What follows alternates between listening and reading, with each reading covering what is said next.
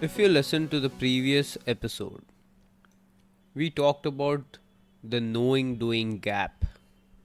Why smart people keep repeating the same patterns even when they understand them perfectly. Today, I want to go into one specific loop, and I picked this one on purpose because it's the most invisible loop out there. The achiever trap is loud, everyone can see the hustle, but this one, which I'm going to talk about, is the one that hides behind being a good person. And that's what makes it very dangerous. The loop we are talking about today is fixer loop. The person everyone comes to. At work, at home, in relationship, in friendships, they fix. They carry, they stabilize. And there is always that one person many people reach out to, whose for some reason role in life has become to do this. I'm not telling it's a bad nature, but we need to understand why they do it. And many times, most times, it's not generosity that is the issue. They themselves are also stuck in a big loop because it's a pattern. Somewhere they learn that being useful equals being valuable, and if they stop being useful, they lose their seat. And there's a difference between a guider or someone who helps in terms of without expecting anything in return, without being inside the tunnel vision, and being an observer and helping someone out of their own nature. That's a good thing. But this goes much more deeper because here comes the relevanceness part of the loop.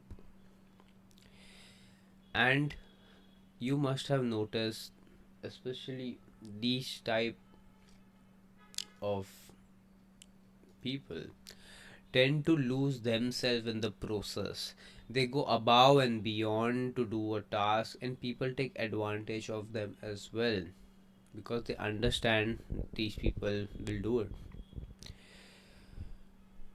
But the bandwidth concept is emotional capacity is fixed, not infinite. And work gets the composure, but family gets the overflow, the remaining part of it. This fixer loop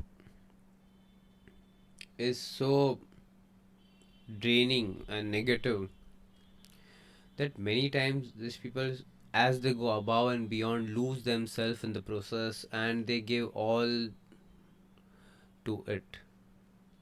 And when they do it, when they do someone else's task, when they go above and beyond, just for the validation factor at times, it drains them very severely. Not only in terms of energy but in emotional sense as well. It becomes their identity to solve for everyone without taking into account their own emotional state or what their energy is. And you know what happens with that? They go into a very high negative cycle. Many of these sit once in a while in a alone state because they don't have anyone to share their emotional quotient, because they are most of the time being utilized to do something or the other, but they are never kept around or helped with them. So when they sit alone at times, they wonder in that negative emotion, all that which has come piled up from different type of criterias they go around in, and they wonder, why am I alone and no one is with me? And this negative point in their life is very bad, and they go through it often. Believe me, because I have been with people, been with students who are into this loops very badly without noticing. And there's much more depth to it on where it comes from. And once you get to know where it comes from, you will be mesmerized by the insight that, oh, it's connected to that extent of level. We'll come to that as well. But because the work area and all this takes so much of it from the fixer loop people, the family, the relationship quotient takes the maximum hit for these people, in terms of when it comes to giving the family, giving to the close ones, it struggles even more because most of it is given out, and they are having an expectation from the close ones, especially because the outer ones, they just go away after their work is done, but untalked expectation which they have with their close ones doesn't get fulfilled. Why? Because untalked expectation. Most of these people also have this because they don't like to ask for help. They don't like to talk their feelings out. They like to help only. When it comes to discussing their own part, it is a big burden for them just to tell their feelings out, because it they don't believe in asking for help. They just believe in doing it.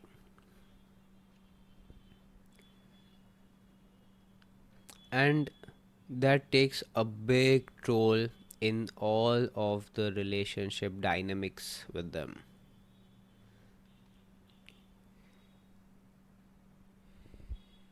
It's never about the dirty dish, it's about the 8 hour of suppressed emotional labor finally finding an exit. And its exist and its exit and it exits at the safest person, not the one who caused it.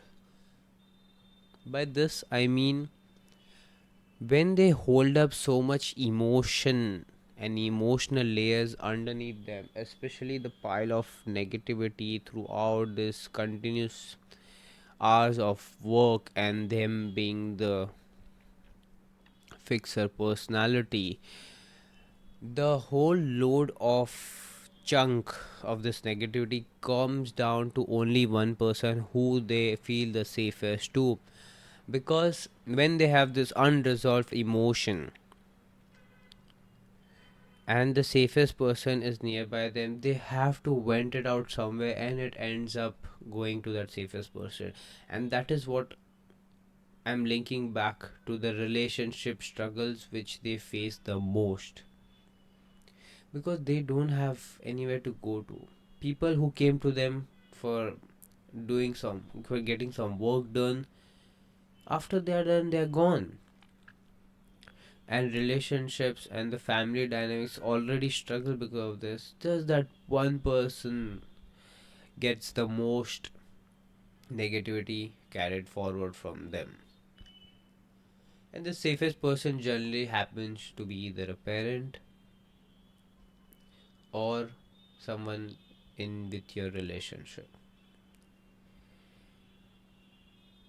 And it takes a big hit in that dynamics, because of which they struggle a lot in their relationships and to finding a partner, and if they find a partner, to carry forward that relationship.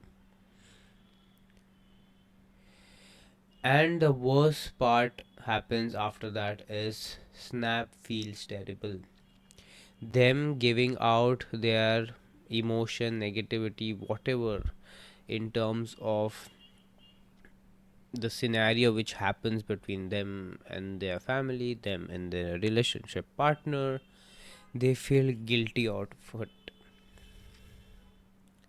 They feel guilty in such a manner that they next day they'll overperform at work, they'll overperform the duty which they have assigned to themselves in terms of helping everyone, and the next day that is how they will compensate. They'll overdo every particular task, they'll suppress even harder to control their emotions because they have understood in their mind that me sharing my feelings is not good.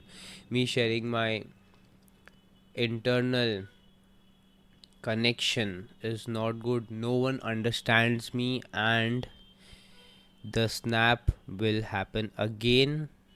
Just it might take a longer time, but it will happen much more bad, in a much more bad manner.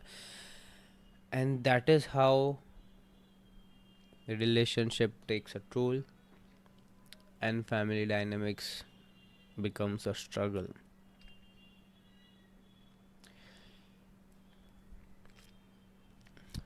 Is this anyone's fault? No. Everyone is trying their own. Everyone is part of the life journey they are going through.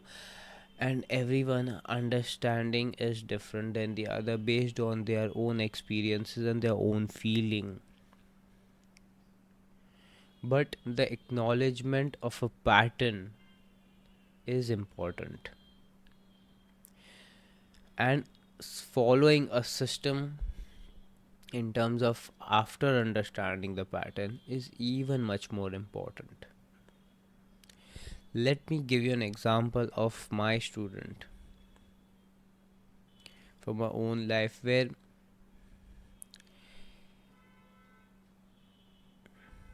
let me give you an example of my own life where I recognize this pattern. It was the year 2022. I was fully engrossed in the work of hospitality venture which I was building, and it was all new to me. I had zero idea about it. I was pushed into it because the proposal was good, but me, without having any knowledge, jumped thinking, why not? But that took such a negative impact on me. I did everything, whatever everyone told, because I thought that is the way of moving forward. And when the emotional burden started building in, I never realized until I had a very negative dynamic with my parents, and then I started blaming them for everything. Why they made me go into this? They could have understood, they could have checked the person who I was working with, because I was struggling with that person the most. We all go through that part.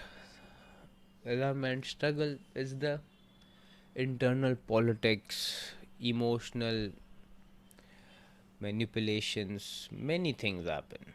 That is how the world is, and many people are have adapted to, and they have gone through their ways and methodologies. But as I was going in that loop, I was going into blaming everyone. My relationship was taking a hit as well because parents were not able to listen to me or understand me.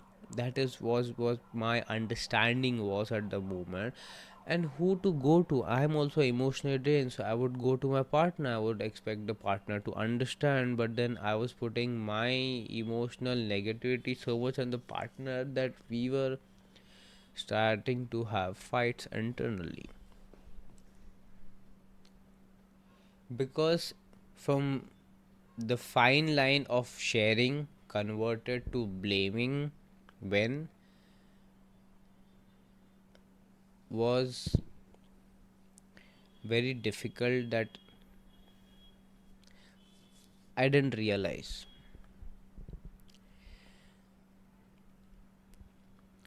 And I understood that these patterns exist.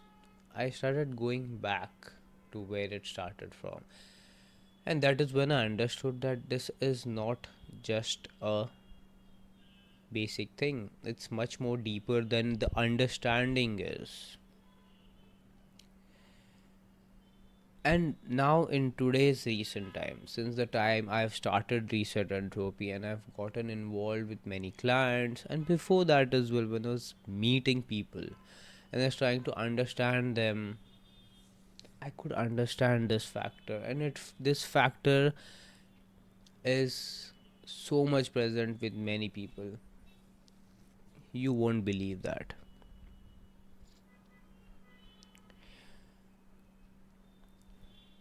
The first thing I tell people who recognize this loop, don't try to stop fixing. That doesn't work. Your system will fight you day after day, and you will go back to the same place. And that instead of that, start noticing the movement between the request and your yes. There's a gap there. Most fixers have compressed that gap to zero. Someone asks, they say yes instantly. Understand. Are you comfortable with it? Are you good enough to help in that scenario? Do you want to learn to do that? Do you want to learn that particular thing and do it? Don't do it out of a sheer burden on your head of being accepted.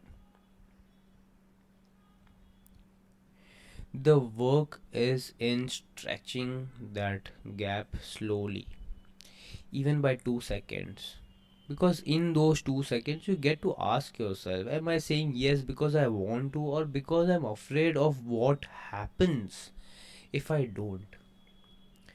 And that gap is placed everywhere, even in your reaction. Just before you react, this gap is what will help you the most. If you develop that gap just before you react to anything abruptly, angrily, that gap is the insight, that gap is the essence which everyone needs.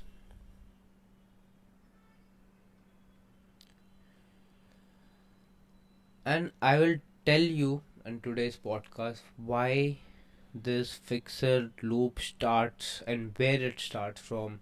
Just one of the example, but the main crucial example I'll give you. It comes lot more from the childhood for many people. When you are a child, you need the presence of your mother. It's in your DNA, it's in your biology. That presence is very much needed. And when you grow up, until certain age, your mother is always with you. But you start craving that attachment. You can't get detached that easily. And of course, it's a natural growth process. So you get your own free space, and your mother, after recovery, she also goes back into her own life. That is where in back of the that is when at the back of the child's head, that feeling of being with the mother is still there. That detachment shouldn't come into picture. That attachment is so strong that feels like being with the mother. And when the life starts going back to the natural course, this attachment creates the identity of fixer loop in many minds. But the shaping of it happens from where? is how you are grown. This attachment which I'm talking about, do you get it after doing something, after you're told to do something? This attachment you get in terms of a gift, a love, a gesture. How are you getting this? Is it always a transactional based in terms of do you, if you perform better, if you don't cry, if you don't do this, if you do this, if you do that, if that scenario existed in your whole childhood life, it became an identity in yourself that only if you do this you will be in the good aligned books, and that is how you will get the I. That is how you will get what you want. That is how you will stay relevant to everyone.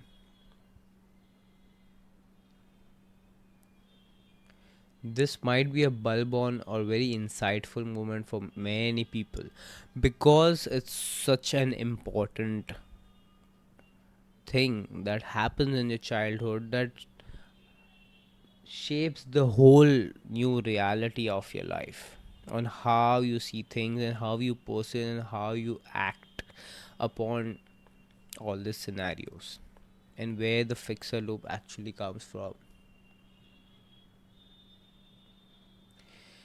And slowly, this becomes the identity in such a manner that you will go above and beyond to fix it, to be on it.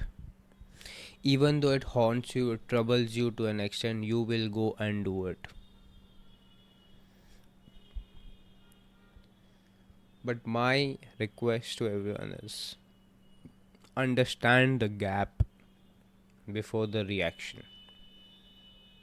Understand the gap before answering. Understand the gap and feel it. And if you're listening to this and think that's me, you're probably a B code in the entropy code. I've created this system on my Instagram where you pick two things: who you are at work and what drains you the most. And I DM your specific loop profile. The B code are all fixer variants: B1, B2, B3, B4. Each one is a different flavor of the same pattern. You can go to the Instagram at reset entropy, find the entropy code, reel, DM me your code. I'll send you yours, and I promise it's going to make you uncomfortable because it will be accurate. There's no two way to it. And if you want to go even deeper, I run a free webinar called Decode My Loop. Link is in the show notes. I'll walk you through the full framework over there. One question to sit with before next time: who gets the best of your emotional energy and who gets the leftovers? Be honest.